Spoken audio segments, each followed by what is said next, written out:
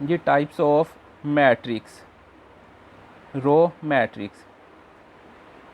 A matrix is called a row matrix if it has only one row।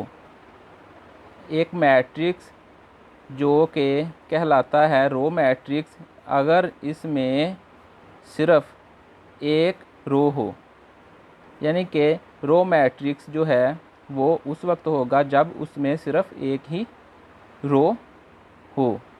मिसाल के तौर पे हमारे पास है जी the matrix M equal to 2 -1 7 is a row matrix.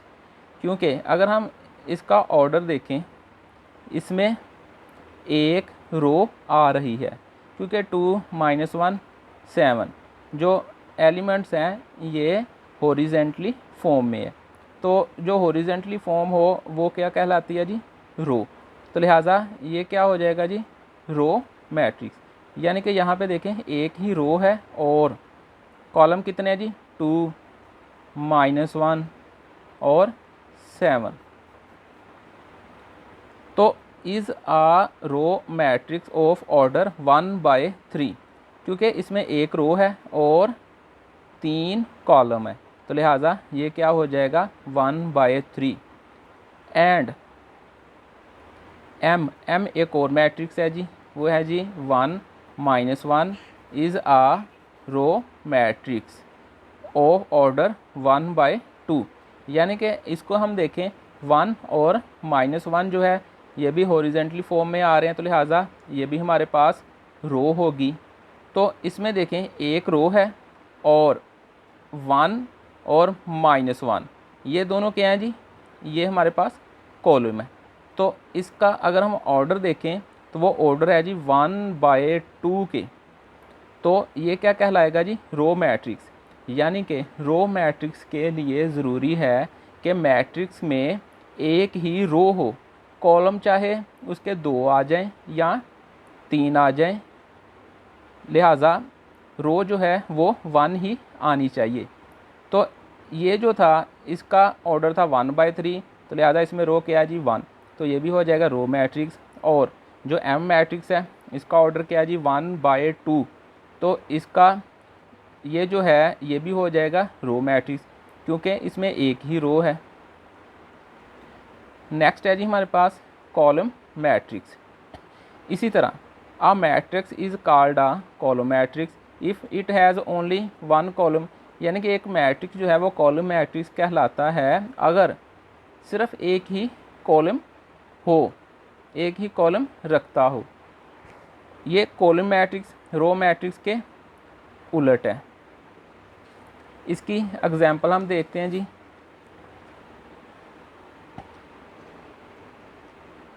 Example में देखें जी, M जो है हमारे पास 1 0। यहाँ पे देखें कि हमारे पास जो रो आ रही हैं वो कितनी हैं जी, 2 आ रही हैं हमारे पास, 1 और 0। और कॉलम कितने हैं जी, 1। 1 और 0 वर्टिकली फॉर्म में है तो कॉलम हमारे पास 1 है, तो इसका ऑर्डर हमारे पास क्या हो जाएगा 2/1। एंड N जो है 2 0 और 1।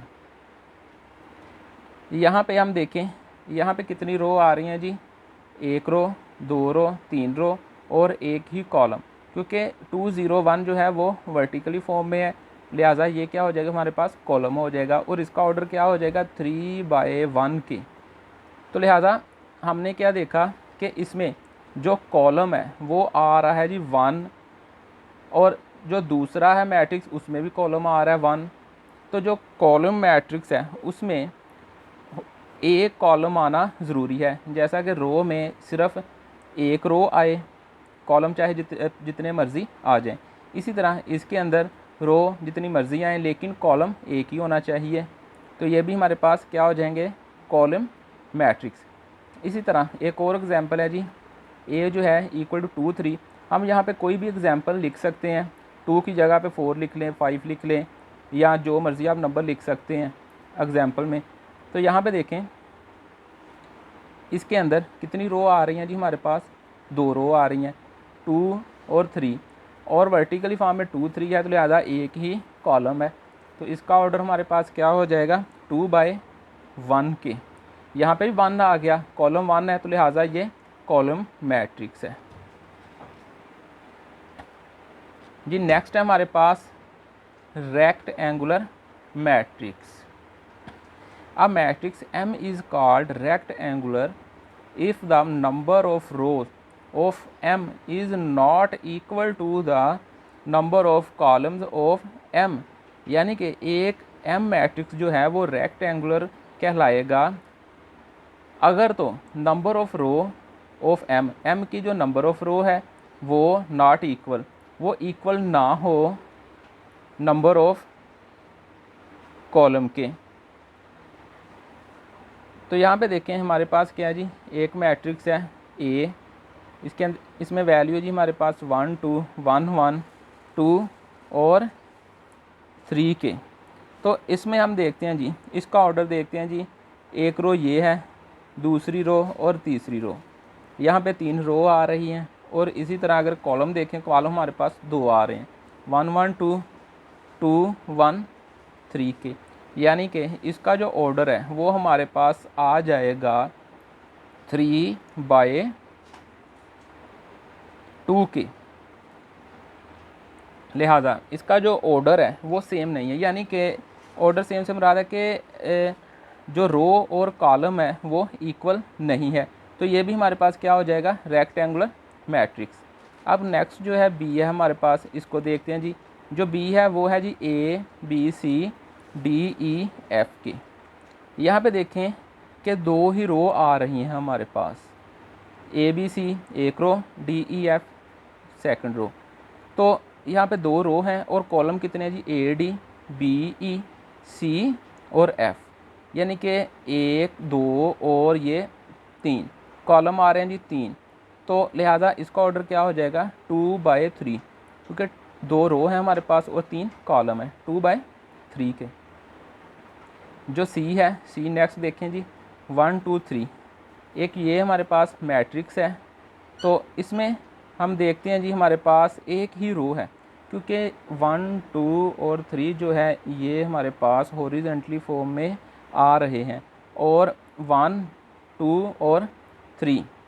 तो 1 2 3 तो हो जाएगा हमारे पास एक ही रो, और 1 और 2 और 3 ये 3 कॉलम हमारे पास बन जाएंगे। एक कॉलम ये, दूसरा ये और तीसरा ये। और इसका ऑर्डर क्या आएगा जी 1/3 के, क्योंकि इसमें एक रो है और 3 कॉलम है। तो लिहाजा इसमें रो और कॉलम भी इक्वल नहीं है, तो ये भी होगा रेक्टेंगुलर मैट्रिक्स। नेक्स्ट है जी डी में देखें 7 8 0। यहाँ पे क्या है जी 7 8 0, ये जो नंबर आ रहे हैं हमारे पास ये तो आ रहे हैं जो वर्टिकली फॉर्म में।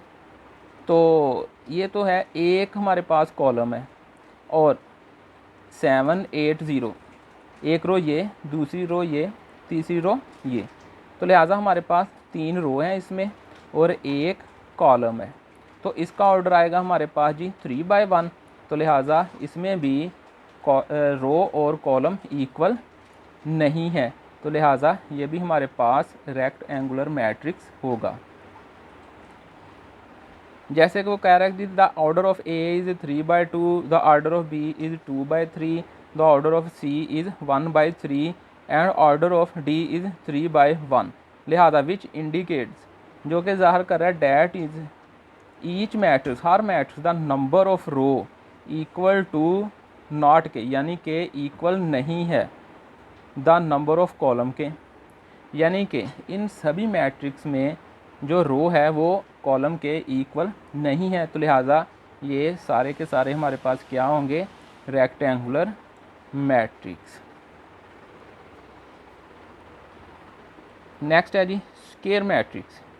स्क्वायर मैट्रिक्स में देखें जी a matrix is called a square matrix if its number of row is equal to its number of column के।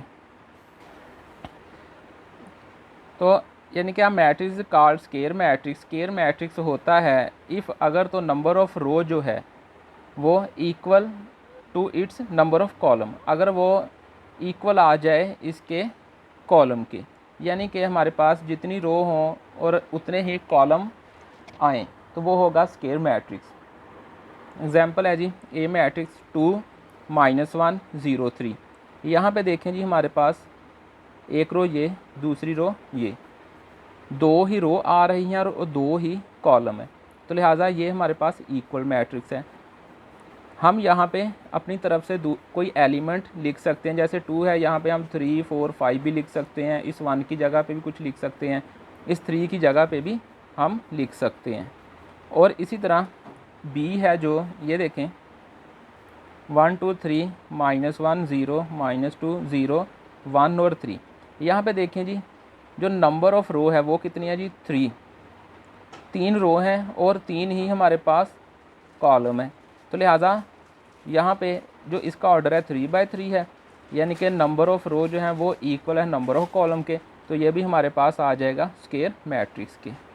नेक्स्ट जो है वो है जी सी इक्वल टू है 3, यहाँ पे एक ही एलिमेंट है, तो लिहाजा यहाँ पे एक ही रो है और एक ही कॉलम है, तो रो भी और कॉलम भी दोनों सेम है, तो इसलिए ये आ जाएगा इक्वल स्क्वायर मैट्रिक्स, क्योंकि इसमें रो और कॉलम दोनों सेम है।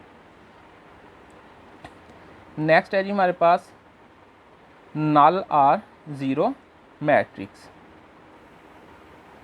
A matrix M is called a null or zero matrix, यानी कि एक मैट्रिक्स M जो है वो नल या ज़ीरो मैट्रिक्स कहलाता है। कब? If each of its entry is zero, यानी कि इसकी सारी की सारी एंट्री जो है वो ज़ीरो हो, यानी कि कोई भी मैट्रिक्स है उसके अंदर सारी की सारी एंट्री ज़ीरो हो, ज़ीरो के अलावा कुछ भी ना हो, तो वो क्या कहलाएगा हमारे पास नल और ज़ीरो मैट्रिक्स। मिसाल के तौर पे ये है जी, यहाँ पे देखें 0 0, ऑल एंट्रीज़ क्या है जी 0। नेक्स्ट देखें ऑल एंट्री क्या है 0 0, और इसमें भी क्या है जी सारी की सारी एंट्री 0 है, यानी कि एंड ये वाला जो हमारे पास मैट्रिक्स है इसमें भी ऑल एंट्रीज़ आर 0, यानी कि हमारे पास जितनी भी एंट्रीज़ हो वो सारी की सारी 0 होनी चाहिए, तो वो होगा नल आर ज़ीरो मैट्रिक्स, यानी कि are null matrix of order 2/2 1/2 2/1 2/3 and 3/3 respectively, यानी कि यहाँ पे इनके ऑर्डर 2/2 है, 1/2 है, 2/1 है, इसी तरह 2/3 और 3/3 है, यानी कि यहाँ पे ये ज़रूरी नहीं है कि इनका ऑर्डर जो है वो सेम हो, ये ऑर्डर मुख्तलिफ हो सकते हैं। यहाँ पे नंबर ऑफ़ रो और नंबर ऑफ़ कॉलम मुख्तलिफ हो सकते हैं, लेकिन सारी की सारी एंट्री जो हो वो ज़ीरो ही होनी चाहिए।